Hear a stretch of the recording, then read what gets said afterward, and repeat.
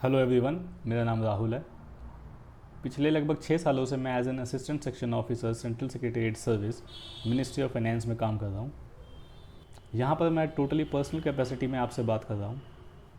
इस वीडियो को बनाने का मेरा पर्पस सिर्फ इतना सा है कि जो students combined graduate level examination में CSS को टारगेट कर रहे हैं उनको मैं अपना छोटा सा सर्विस एक्सपीरियंस शेयर कर सकूँ, जिससे उनके पोस्ट प्रेफरेंस सिलेक्शन में थोड़ी बहुत मदद हो जाए। ASO एक group B non gazetted ministerial post है। गवर्नमेंट ऑफ इंडिया में जितनी भी पोस्ट और जितनी भी सर्विसेज है उनको हम 4 ग्रुप्स में डिवाइड कर सकते हैं, A, B, C और D। ग्रुप ए में basically IAS, IPS, IRS, economic service, statistical service and so on ऐसी सर्विसेज हैं जिनका काम किसी भी डिसीजन मेकिंग प्रोसेस में एक्टिव पार्टिसिपेशन का होता है। इसी तरीके से ग्रुप बी में ASO, इंस्पेक्टर्स, सब इंस्पेक्टर्स, सेंट्रल एक्साइज इंस्पेक्टर, ये सारे सर्विसेज आती हैं जिनका काम ग्रुप ए के ऑफिसर्स को उनके काम को डिस्पोज ऑफ करने में उनकी मदद करना होता है। इसी तरीके से ग्रुप सी में LDC, UDC, पोस्टल असिस्टेंट, ये सारी पोस्ट आती है जिनका काम ग्रुप ए और ग्रुप बी के ऑफिसर्स को उनकी हेल्प करना होता है। ग्रुप डी बेसिकली अब सिर्फ इंडियन रेलवेज में है। मिनिस्ट्रीज़ में ग्रुप डी स्टाफ की रिक्रूटमेंट बंद हो चुकी है। ASO एक नॉन गस्टेड पोस्ट है। तो पहले हम ये जानते हैं कि गस्टेड पोस्ट का मतलब क्या होता है। गस्टेड पोस्ट बेसिकली वो पोस्ट होती है जो गवर्नमेंट ऑफ इंडिया को रिप्रेजेंट करती है। गवर्नमेंट ऑफ इंडिया को रिप्रेजेंट करने का मतलब होता है गवर्नमेंट ऑफ इंडिया के एक्शंस को दिखाना। जैसे कि कोई सर्टिफिकेट है या फिर कोई आइडेंटिटी सर्टिफिकेट है, उसकी अथेंटिसिटी को वेरीफाई करने की पावर किसी गवर्नमेंट ऑफिसर की ही होती है। तो ये पावर सिर्फ उन ऑफिसर्स को दी जाती है जो गस्टेड पोस्ट होल्ड करते हैं। ASO चूँकि एक नॉन गस्टेड पोस्ट है इसलिए उसको ये पावर नहीं होती। बट हाँ, ASO का जो पहला प्रमोशन है section officer, under secretary, deputy secretary onwards, जितनी भी पोस्टें हैं गवर्नमेंट ऑफ इंडिया में वो सारी की सारी गस्टेड पोस्ट होती हैं। ASO is a ministerial level post. Government of India में कोई भी डिपार्टमेंट 3 लेवल्स में काम करता है। पहला मिनिस्टीरियल या डिपार्टमेंट लेवल, दूसरा अटैच ऑफिस और तीसरा सबऑर्डिनेट ऑफिस। मिनिस्टीरियल लेवल पे कोई भी पॉलिसी फॉर्मुलेशन और इम्प्लीमेंटेशन को देखा जाता है। अटैच ऑफिस मिनिस्टीरियल ऑफिस और सबऑर्डिनेट ऑफिस के बीच में एज आ कोऑर्डिनेशन का काम करता है और किसी भी पॉलिसी का एक्चुअल इम्प्लीमेंटेशन सबऑर्डिनेट ऑफिस में होता है। अब बात करते हैं ASO की सैलरी की। एंट्री लेवल पे ASO का बेसिक पे फिक्स होता है 44,900 रुपये पे। इसी के ऊपर उसका DNS अलाउंस और उसका हाउस रेंट अलाउंस कैलकुलेट होता है। एट प्रेजेंट DNS अलाउंस हमारा 38% है और हाउस रेंट अलाउंस डिपेंड करता है कि वो कौन सी सिटी में पोस्टेड है। गवर्नमेंट ऑफ इंडिया ने सारी सिटीज़ को 3 ग्रुप्स में डिवाइड किया है, X, Y और Z। X में HRA का परसेंटेज है 27, Y में है 18 और Z में है 9। टायर X में वो सिटीज़ आती हैं जो बेसिकली मेट्रो सिटीज़ है, जैसे दिल्ली, चेन्नई, मुंबई, कोलकाता, हैदराबाद, बेंगलोर और पुणे। टायर Y में वो सिटीज़ आती हैं जो कैपिटल्स है basically, that is Jaipur, Patna, Lucknow, Kanpur, Agra, ये सारी सिटीज़। और जो सिटीज़ टायर X और टायर Y में नहीं आती वो टायर Z के अंदर इंक्लूडेड होती हैं। वहाँ पर HRA का परसेंटेज है 9।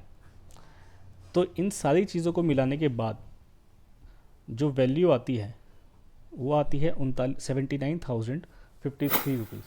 टोटल सैलरी में से कुछ मैंडेटरी डिडक्शंस होती है जिसके बाद उसकी इन हैंड सैलरी आती है।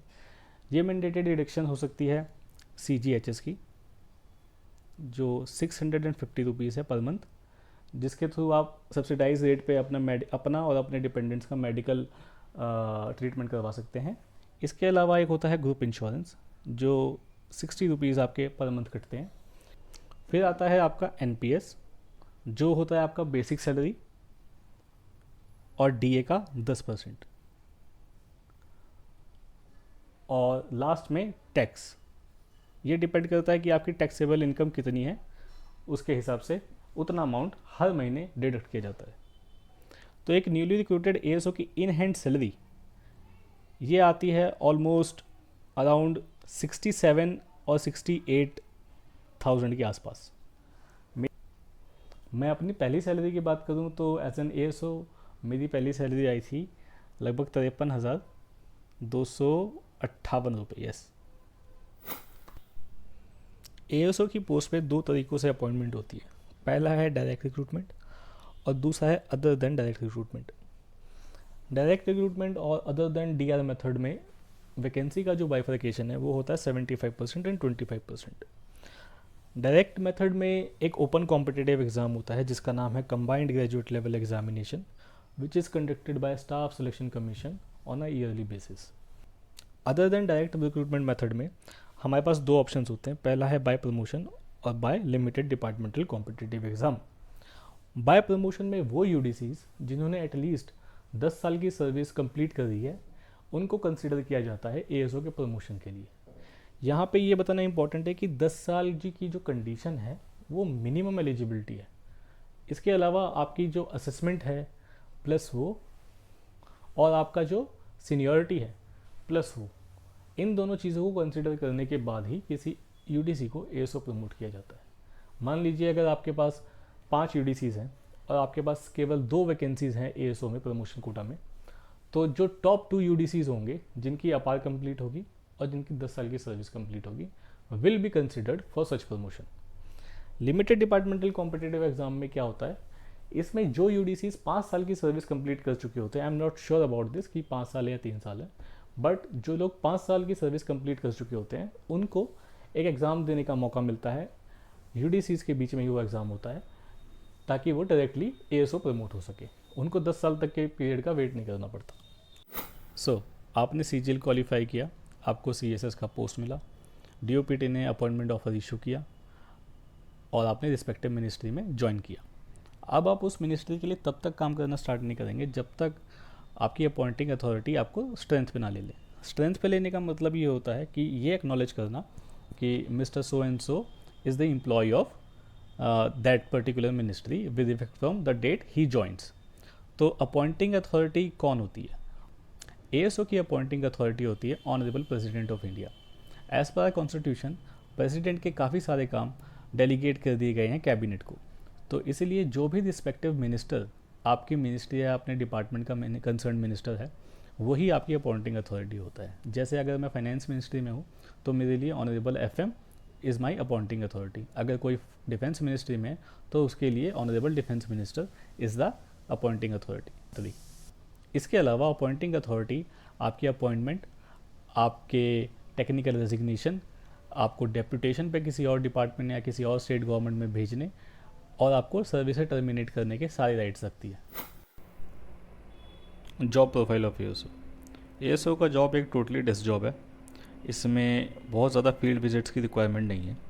हालांकि कुछ एक मिनिस्ट्रीज जहाँ पे पॉलिसी इम्प्लीमेंटेशन और उसके रिव्यू का काम होता है, वहाँ पर आजकल एएसओस को स्टेट गवर्नमेंट्स में ले जाके उनके पॉलिसी का एक्चुअल इम्प्लीमेंटेशन दिखाते हैं ताकि उनको एक एनरिचिंग वर्क एनवायरनमेंट मिल सके। लेकिन ये बहुत ज़्यादा प्रैक्टिस में है नहीं, बहुत ही गिनी चुनी मिनिस्ट्रीज़ हैं जहाँ पे ये काम होता है।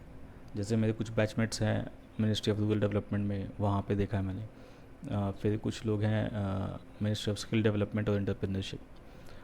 तो मेजरली डेस्क जॉब है और बहुत ज़्यादा फील्ड विजिट नहीं है। Core work of ASO. ASO exactly क्या काम करता है? एएसओ का काम किसी भी केस को अपने सीनियर ऑफिसर के सामने प्रेजेंट करने का होता है ताकि उसमें एक डिसीजन लिया जा सके। अब ये होता कैसे है? ये होता है नोटिंग और ड्राफ्टिंग के माध्यम से। नोटिंग में बेसिकली एएसओ किसी भी केस को डिफाइन करता है और उसके ऊपर एप्लीकेबल रूल्स बताता है। ये रूल्स डीओपीटी के हो सकते हैं, डिपार्टमेंट ऑफ लीगल अफेयर्स के हो सकते हैं, डिपार्टमेंट ऑफ एक्सपेंडिचर के हो सकते हैं। अगर आप किसी पॉलिसी सेक्शन में पोस्टेड हैं तो उस पॉलिसी स्पेसिफिक क्या रेगुलेशंस हैं वो हो सकती हैं। कोर्ट के ऑर्डर्स हो सकते हैं, प्रीवियस केसेस के रेफरेंसेस हो सकते हैं। तो ये टोटली डिपेंड करता है कि वो पॉलिसी का मैटर है, एडमिनिस्ट्रेशन का या फाइनेंशियल मैटर। इसके अलावा आरटीआई मैटर्स भी हो सकते हैं, वीआईपी केसेस हो सकते हैं, पार्लियामेंट क्वेश्चंस हो सकते हैं, किसी ऑफिसर के अगेंस्ट कंप्लेन हो सकती है। सो एएसओ लेवल पे या फिर सीएसएस कैडर में रूल्स एंड रेगुलेशंस को पढ़ना, उसको समझना और उसको इंटरप्रेट करने का काम बहुत ज़्यादा हो जाता है और ये काम स्टार्ट हो जाता है एएसओ लेवल से ही। सो आपने नोट बना लिया, आपने एप्लीकेबल रूल्स बता दिए, अब आपको उसमें कोर्स ऑफ एक्शन सजेस्ट करना होता है जिसके बेसिस पे कॉम्पिटेंट अथॉरिटी एक डिसीजन ले सके। नॉर्मली जो course of action ASO suggest करता है वही अप्रूव होता है, but it depends upon the competent authority. If they like it they can change it, that's it. कुछ केसेस जो होते हैं मिनिस्टर लेवल पे डिसाइड होते हैं, जैसे एएसओ की अपॉइंटमेंट का केस। कुछ केसेस सेक्रेटरी लेवल पे डिसाइड हो जाते हैं, जैसे अगर आपको इंटर डिपार्टमेंटल कंसल्टेशन करना है तो उसके लिए सेक्रेटरी की अप्रूवल चाहिए होती है। ऐसे ही जो रेगुलर नेचर ऑफ वर्क है वो जॉइंट सेक्रेटरी या डायरेक्टर लेवल पे डिसाइड हो जाते हैं। जैसे ही आपका नोट अप्रूव होता है, उसमें कोई कोर्स ऑफ एक्शन डिसाइड होता है, उसको कम्युनिकेट करने का जो तरीका है वो ड्राफ्टिंग के माध्यम से होता है। बेसिकली ड्राफ्ट वर्ड का इस्तेमाल एक टेम्प्रेरी फॉर्म ऑफ कम्युनिकेशन के लिए किया जाता है, क्योंकि आपको नहीं पता कि नोट में क्या अप्रूव हुआ है, इसलिए हम उसको फॉर्म ऑफ कम्युनिकेशन को ड्राफ्ट कहते हैं। ये ड्राफ्ट लेटर हो सकता है, ये ड्राफ्ट ऑफिस मेमोरेंडम हो सकता है, ये ड्राफ्ट कोई शोकोस नोटिस हो सकता है, या मीटिंग नोटिस हो सकता है, या कोई सर्कुलर हो सकता है। It totally depends upon the decision कि वो क्या डिसीजन है। सो नोटिंग एक इंटरनल फॉर्म ऑफ कम्युनिकेशन है अपने सीनियर ऑफिसर्स के बीच में और जूनियर ऑफिसर्स के बीच में, और जो ड्राफ्टिंग है वो आउटसाइड कम्युनिकेशन का मेथड है। आप किसी दूसरी मिनिस्ट्री को, किसी पर्सन को या किसी प्राइवेट बॉडी को कम्युनिकेट जो करेंगे वो ड्राफ्टिंग के माध्यम से करेंगे रादर देन नोटिंग के माध्यम से। So this is the core work of ASO। अब बात करते हैं प्रॉस एंड कॉन्स की। इससे पहले मैं एक डिस्क्लेमर दे देना चाहता हूँ, कोई भी पोस्ट अच्छा या बुरा नहीं होता। ये डिपेंड करता है कि कैंडिडेट के क्या सर्कमस्टांसेस हैं, उसकी क्या एक्सपेक्टेशन है। तो मेरे लिए ये कह देना कि ये पोस्ट इन रीज़न से अच्छा है और इन रीज़न से बुरा है, ये जस्टिफाइड नहीं है। आपके अपने कुछ सर्कमस्टांसेस हैं, आपकी अपनी कुछ एक्सपेक्टेशन है कि आपको लाइफ में ये करना है, आपकी फैमिली रिस्पॉन्सिबिलिटीज़ है, उसके हिसाब से डिपेंड करता है कि आपके लिए पोस्ट अच्छा है या बुरा है। So we start with group B level 7 mid level bureaucracy. जैसा कि मैंने बताया कि ये ग्रुप बी पोस्ट है और ASO को स्टार्टिंग सैलरी लगभग 70,000 के आसपास मिल जाती है, which is quite an handsome salary for a beginner. Middle level bureaucracy, middle level bureaucracy मैं इसलिए कहूँगा क्योंकि ASO के लेवल पे ही सबसे पहला एग्जामिनेशन होता है किसी भी केस का, और वही एग्जामिनेशन फोकस होके सीनियर लेवल पे जाता है, जिसके द्वारा एक डिसीजन लिया जाता है। तो यहाँ पे ASO का रोल बहुत इंपॉर्टेंट हो जाता है कि उसने कौन कौन से फैक्ट्स इनकॉर्पोरेट किए हैं और कौन कौन से फैक्ट्स उसने छोड़े हैं। ये सब फैक्ट्स को इनकॉर्पोरेट करना और छोड़ना ये एक्सपीरियंस के साथ साथ आता है। अ कैडर ऑफ इट्स ओन, अपने कैडर के होने की इंपॉर्टेंस आपको तब ज़्यादा अच्छे से समझ में आएगी जब आप सर्विस ज्वाइन कर लेंगे। इसको मैं एक एग्जांपल के थ्रू समझाता हूँ। CGL में एक पोस्ट होती है इनकम टैक्स इंस्पेक्टर की, जिसका पहला प्रमोशन होता है इनकम टैक्स ऑफिसर, जो कि एक ग्रुप बी गस्टेड पोस्ट है, और उसका दूसरा प्रमोशन पोस्ट होता है assistant commissioner of income tax, जो कि एक ग्रुप ए गस्टेड पोस्ट है लेवल 10 में। Assistant commissioner of income tax के रैंक पे दो तरीक़ों से रिक्रूटमेंट होती है। पहला तो जो मैंने बताया आपको, by promotion of income tax officer, और दूसरा होता है सिविल सर्विस एग्जामिनेशन के थ्रू जिन लोगों को IRS मिलता है। वो IRS डायरेक्टली ACIT रैंक पे ज्वाइन करते हैं। तो यहाँ पे जो इनकम टैक्स इंस्पेक्टर्स हमने CGL से आते हैं हमारे, वो जाके मर्ज होते हैं IRS ऑफिसर के साथ। तो आप ये देखिए, एक लेवल स्टार्ट हो रहा है इनकम टैक्स इंस्पेक्टर से, जो जाके क्लब हो रहा है सीधा असिस्टेंट कमिश्नर के लेवल पे IAS ऑफिसर के साथ। तो there is a difference, obvious सी बात है, वहाँ पे एक डिफरेंस होता है कि आप स्टाफ सिलेक्शन कमीशन के थ्रू आए हैं प्रमोशन कोटा से, और जो DR हैं वो सिविल सर्विस एग्जामिनेशन क्रैक करके आए हैं। But on the contrary CSS में क्या है, CSS में जो एंट्री लेवल है वो है असिस्टेंट सेक्शन ऑफिसर के लेवल पे। वहाँ पे आपके प्रमोशन हायरार्की बनती है section officer, under secretary, deputy secretary, director और फिर जॉइंट सेक्रेटरी। तो वहाँ पे कोई बीच में सीधी ऐसी कोई एंट्री नहीं है कि सिविल सर्विस एग्जामिनेशन से कोई डायरेक्टली अंडर सेक्रेटरी बन के आ जाएगा या कोई डिप्टी सेक्रेटरी बन के आ जाएगा। हाँ, जो IRS ऑफिसर्स होते हैं, जो IAS ऑफिसर्स होते हैं, वो डेप्यूटेशन पे कुछ एक सालों के लिए मिनिस्ट्री में एज एन असिस्टेंट सेक्रेटरी या फिर अंडर सेक्रेटरी, डिप्टी सेक्रेटरी, इन रैंक्स पे काम करते हैं। Normally IRS officers joint secretary level या डायरेक्टर लेवल पे प्रॉपरली आते हैं, बट वहाँ पे भी वो as an central government deputation के तौर पे आते हैं 2 या 3 साल के लिए या 4 साल के लिए, depends upon the central deputation का टेन्योर कितना बचा हुआ है उनका। स्टेबिलिटी इन पोस्टिंग, जैसा कि मैंने बताया कि CSS एक मिनिस्ट्रियल लेवल कैडर है और गवर्नमेंट ऑफ इंडिया की सारी मिनिस्ट्रीज और डिपार्टमेंट मेजरली दिल्ली में ही बेस्ड है। सो एक ऑफिसर अपना पूरा सर्विस टेन्योर दिल्ली में ही निकाल सकता है। उसको पता होता है कि उसका ट्रांसफ़र एक मेट्रो स्टेशन से दूसरे मेट्रो स्टेशन तक ही होगा, इससे ज़्यादा नहीं होगा। बाकी कुछ एक मिनिस्ट्रीज़ हैं जिनके कुछ रीजनल ऑफिसेज दूसरे स्टेट्स में हैं, जैसे मिनिस्ट्री ऑफ अर्बन डेवलपमेंट के, स्टाफ सिलेक्शन कमीशन के। यहाँ पे अपॉइंटमेंट या फिर पोस्टिंग DOPT करता है। DOPT इंटरेस्टेड एप्लीकेंट से एप्लीकेशन कॉल करता है जो और उनके सीनियरिटी के बेसिस पे और उनके सर्कमस्टांसेस के बेसिस पे उनकी पोस्टिंग करता है। एक शहर में पोस्टिंग होने का मुझे सबसे बड़ा फ़ायदा ये लगता है कि जो आपकी ज़िंदगी के बड़े डिसीजंस हैं, जैसे कि घर बनाना, शादी करना, आपके बच्चों की पढ़ाई, आप उसको अच्छे से प्लान कर सकते हैं। आपको पता होता है कि हाँ, अगले 20-25 साल मुझे कहीं नहीं जाना, तो आप उस स्टेट के हिसाब से अपने आप को एडजस्ट करके, अपने एक्सपेंसेस को एडजस्ट करके एक अच्छा फाइनेंशियल प्लान कर सकते हैं कि आपको कैसे कैसे क्या क्या चीज़ें किस किस टाइम तक टारगेट करनी। Multiple ministries and departments. CSS cadre की एक खास बात यह है कि इनकी पोस्टिंग लगभग 48 to 50 मिनिस्ट्रीज में हो सकती है।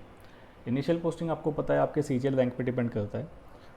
उसके बाद जैसे जैसे आप प्रमोट होते हैं सेक्शन ऑफिसर या अंडर सेक्रेटरी लेवल पे, DOPT आपसे डिपार्टमेंट और मिनिस्ट्रीज की प्रेफरेंसेस कॉल करता है।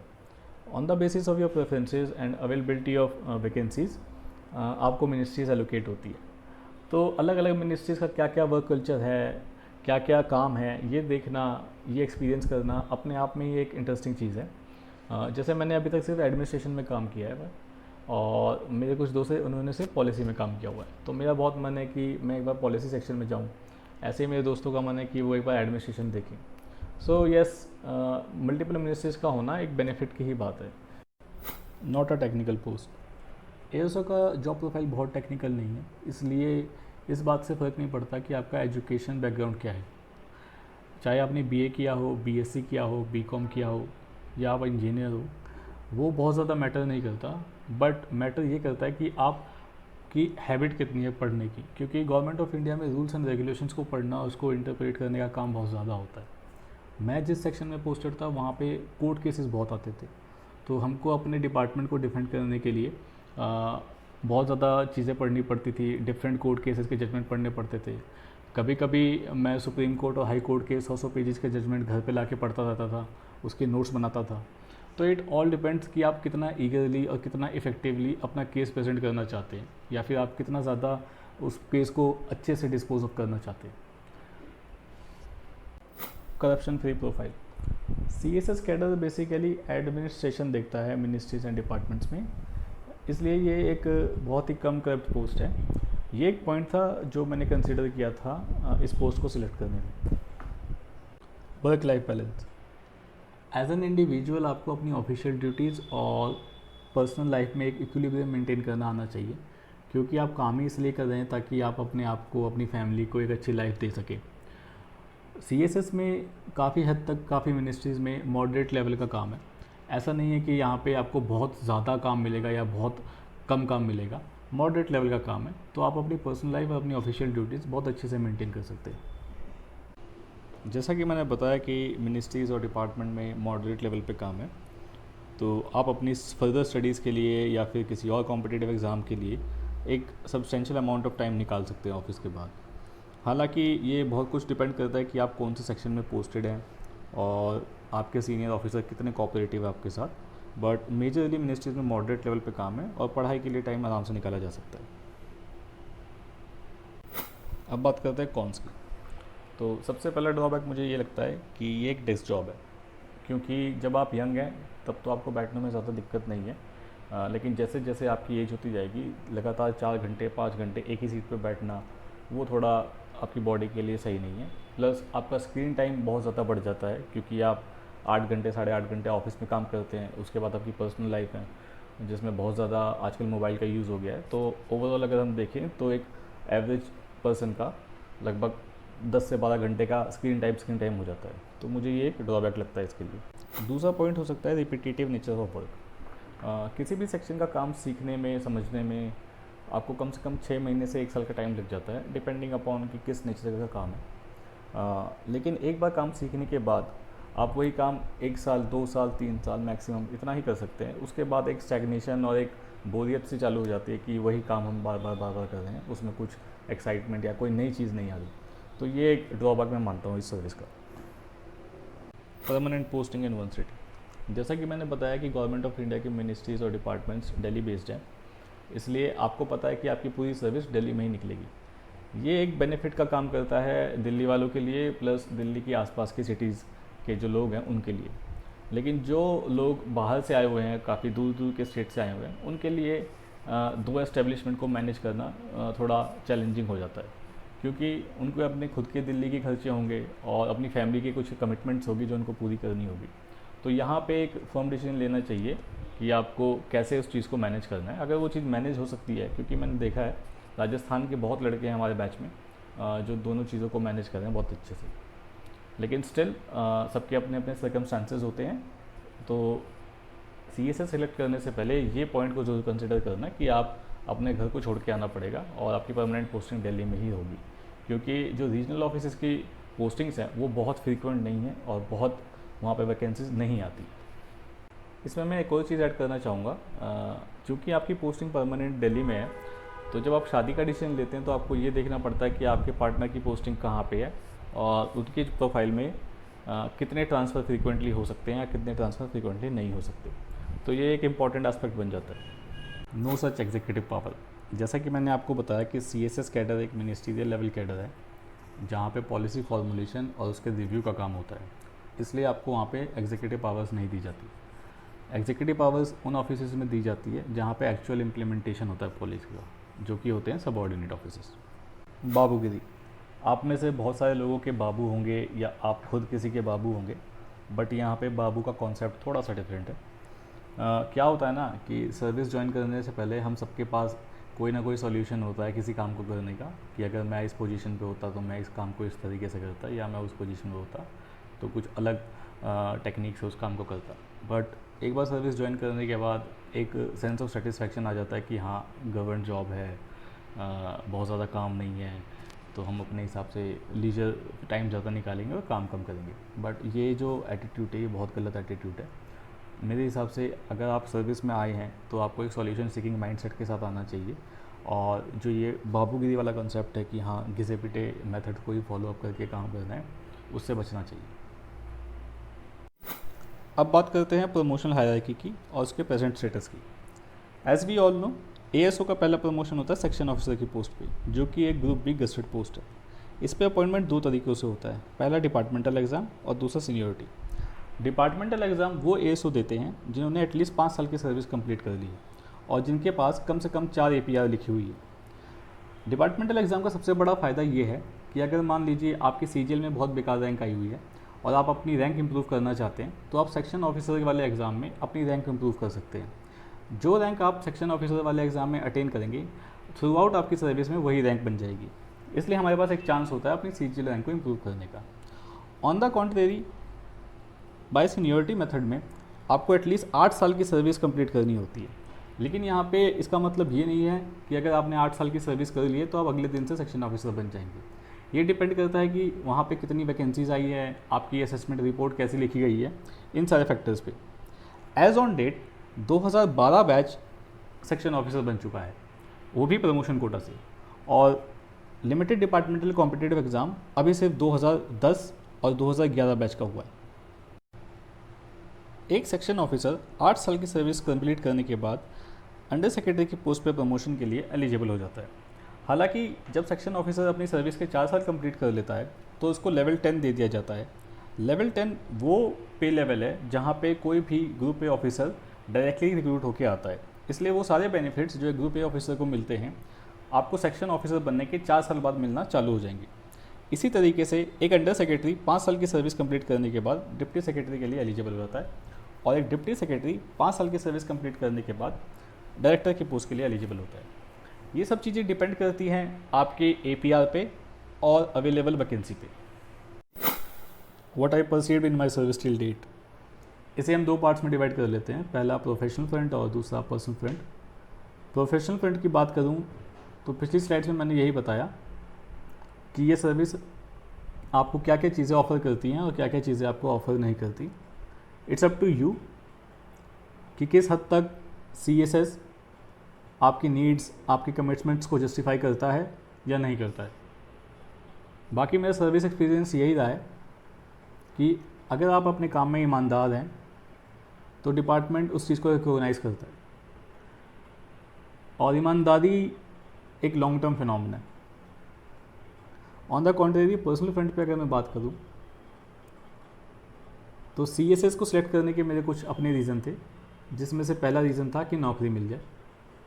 दूसरा रीज़न था कि एक लेवल 7 का पोस्ट है, दिल्ली बेस्ड पोस्ट है और करप्शन फ्री पोस्ट है। इसके अलावा मेरा और कोई एग्ज़ामिनेशन या एनालिसिस नहीं था इस पोस्ट को लेके। यही 2-3 पॉइंट्स थे। तो इसी के साथ इस वीडियो को एंड करते हैं। All the very best and thank you very much.